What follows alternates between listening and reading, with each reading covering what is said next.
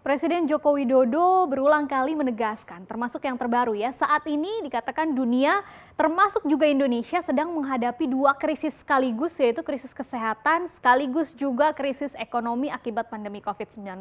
Untuk itu, Jokowi meminta seluruh pihak, baik pemerintah ataupun kita sebagai masyarakat harus memiliki perasaan yang sama. Artinya kalau salah satu dilihat menderita karena harus memikul beban yang berat, maka yang lainnya juga seharusnya ikut berempati, bahkan bersama-sama menanggung beban tersebut supaya bisa terasa lebih ringan. Akhirnya muncullah konsep yang disebut dengan berbagi beban alias sharing the pain ya. Tapi bagaimana implementasinya? Apakah seluruh pihak memang sudah siap ketika Jokowi minta sharing the pain? Yakin? Apakah sudah siap? Kita akan bahas bersama ya. Jadi konsep sharing the pain ini pertama kali diperkenalkan oleh kepala negara saat memimpin rapat terbatas bertajuk Penetapan Program Pemulihan Ekonomi Nasional atau PEN dan Perubahan Postur APBN tahun 2020 via konferensi video dari Istana Merdeka Jakarta Rabu 3 Juni lalu. Nah, saat itu Jokowi meminta nih ada konsep berbagi beban atau sharing pain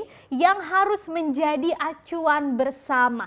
Jadi antara pemerintah, kemudian Bank Indonesia, otoritas jasa keuangan, perbankan hingga pelaku usaha harus betul-betul bersedia memikul beban, bergotong royong, bersedia bersama-sama menanggung resiko secara proporsional dan dilaksanakan dengan prinsip kehati-hatian ya.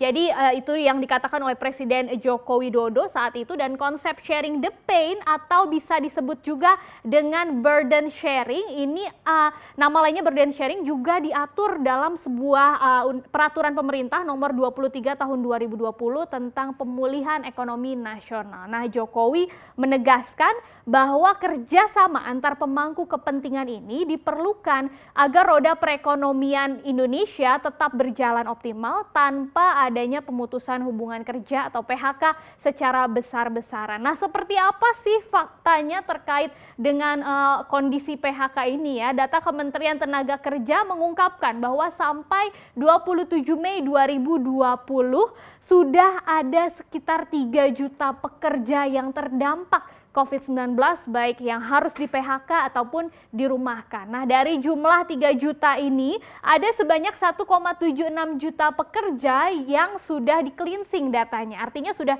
diketahui by name by address-nya, nama alamatnya di mana. Nah, sisanya ada 1,27 juta yang belum di-cleansing datanya. Nah, dari total pekerja yang sudah di-cleansing datanya ini sekitar 1 juta pekerja sektor formal ini ya, 1,06 juta tepatnya itu dirumahkan, dan sisanya 380.221 pekerja formal di PHK. Kemudian sisanya itu sebanyak pekerja informal terdampak 318.959 pekerja ini yang informal termasuk UMKM sudah terdampak baik di PHK ataupun dirumahkan. Bahkan pemerintah memperkirakan akan ada tambahan pengangguran lagi, yaitu sebanyak 5,23 juta orang sampai dengan akhir 2020 jika virus corona ini terus meluas. Nah, data lain dari kelompok pengusaha yang tergabung dalam Kadin Indonesia malah lebih banyak lagi daripada data pemerintah ya,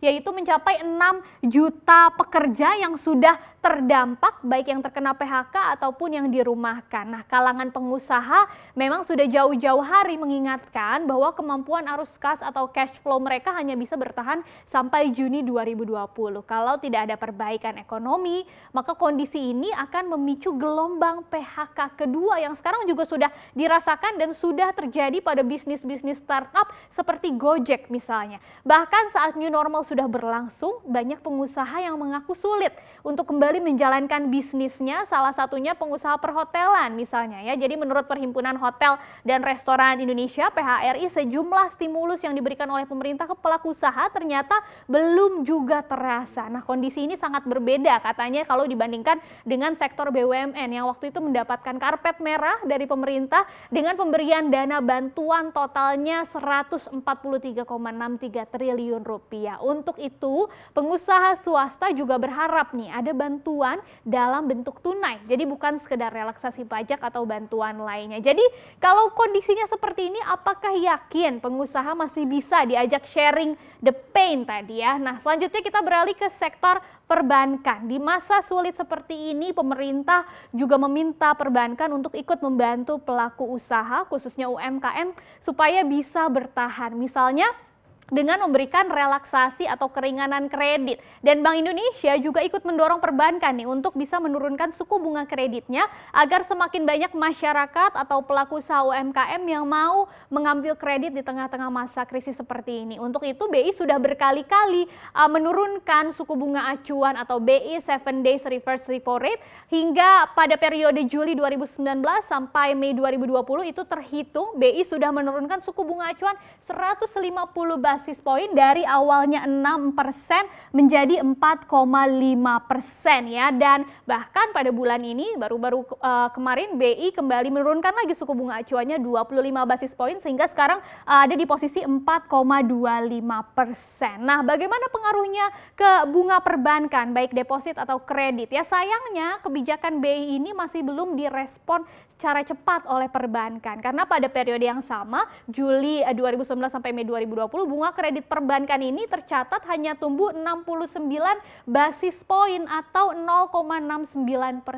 Lebih rendah kalau kita lihat dari penurunan bunga deposito sebesar 99 basis poin atau 0,99%.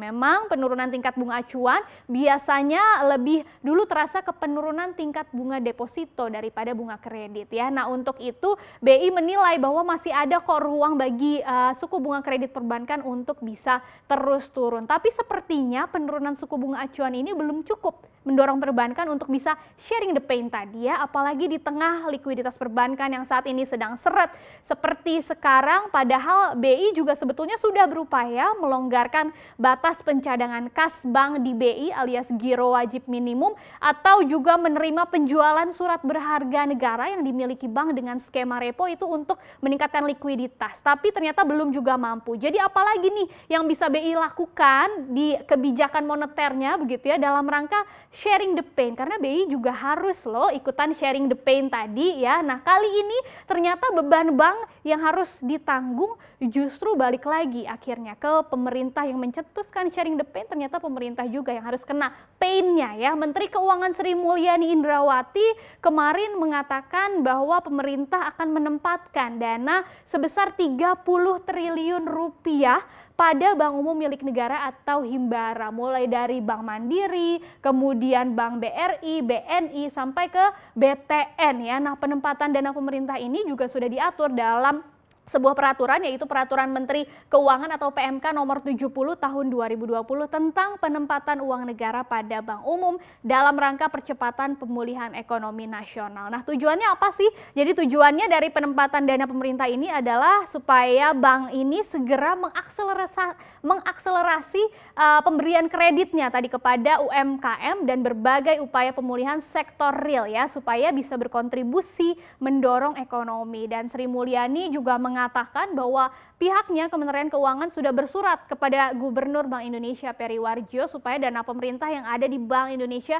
bisa dipindahkan kepada Bank Umum Nasional ini dan dana ini akan ditempatkan di deposito bank dengan suku bunga yang sama seperti waktu ditempatkan di BI, yaitu 80% dari suku bunga acuan BI sehingga tergolong rendah. Nah, Sri Mulyani juga memastikan akan terus mengevaluasi dan memonitor langkah-langkah penggunaan dananya setiap 3 bulan dengan didukung oleh pihak lainnya seperti BPKP dan Menteri BUMN. Nah, Bank BUMN yang mendapatkan dana ditargetkan bisa meningkatkan atau istilahnya meleverage gitu ya, dana yang tadi diberikan sampai 3 kali lipat melalui ekspansi kredit atau bisa sampai 90 triliun rupiah berarti ya kalau 3 kali lipat dari 30 triliun rupiah. Nah, penempatan dana di Bank BUMN ini juga kata sebagian pihak merupakan buntut dari diskusi panjang antara Kementerian Keuangan dengan Bank Indonesia terkait dengan sharing the pain tadi atau burden sharing juga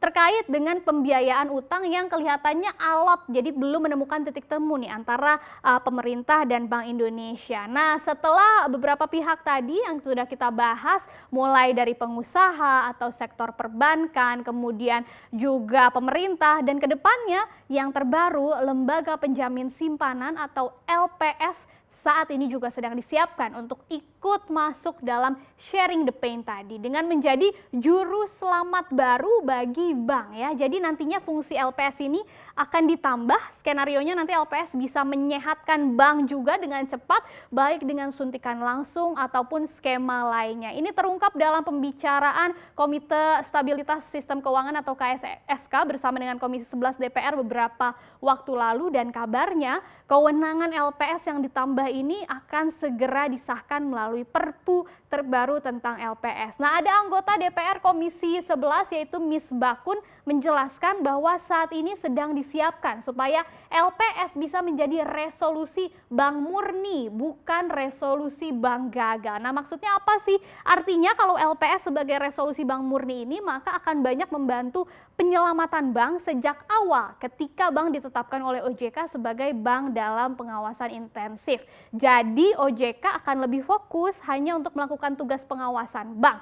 Ketika mengetahui ada permasalahan serius di satu bank, maka sesuai indikator pengawasan, bank yang sedang bermasalah itu digeser ke LPS untuk kemudian dilakukan upaya penyihatan atau penyelamatan dengan berbagai cara sesuai aturan yang berlaku. Nah, sebelumnya Ketua Badan Anggaran DPR Said Abdullah juga mengatakan bahwa seharusnya semisal ada bank yang mengalami kesulitan likuiditas, katanya seharusnya bisa dana pada aset LPS yang mencapai 130 triliun rupiah memang per Maret 2020 itu ditaruh di bank-bank dalam bentuk deposito. Oleh karena itu Banggar DPR juga menyarankan kepada pemerintah untuk bisa menerbitkan peraturan pemerintah yang memungkinkan LPS ini bisa menempatkan dananya ke bank yang bermasalah atau kesulitan likuiditas. Tapi ada pendapat lain menurut ex-kepala eksekutif LPS Fauzi Ihsan, ini bertentangan dengan best practice LPS di berbagai negara. Karena pada dasarnya, pada prinsipnya LPS ini adalah lembaga resolusi yang hanya bisa melakukan proses likuidasi bank setelah suatu bank itu dinyatakan gagal ya. Lagi pula ternyata kalau kewenangan LPS ini ditambah, maka ada tantangannya atau ada moral hazardnya ya. Banyak pihak bankir yang khawatir akan timbul moral hazard, misalnya bank bisa saja sengaja mempersulit likuiditasnya supaya disuntik oleh LPS, atau ada juga mungkin bank-bank yang sudah sakit sejak lama kemudian saat ini mengaku takut gagal di tengah pandemi supaya bisa diselamatkan oleh LPS. Jadi memang ada pro kontranya, tapi itu dia harapan dari Presiden Jokowi tetap ya di tengah kesulitan ekonomi seperti saat ini, semua pihak termasuk masyarakat itu harus sama-sama menanggung beban yang sama sehingga lebih ringan atau disebut juga dengan sharing the pain. Tapi harapan itu tidak akan bisa berjalan dengan seperti harapan Pak Presiden Jokowi kalau setiap pihaknya belum siap untuk sharing the pain. Jadi semoga saja bukan hanya harapan Presiden Jokowi, tapi sharing the pain ini bisa benar-benar diimplementasikan di setiap sektor di perekonomian Indonesia.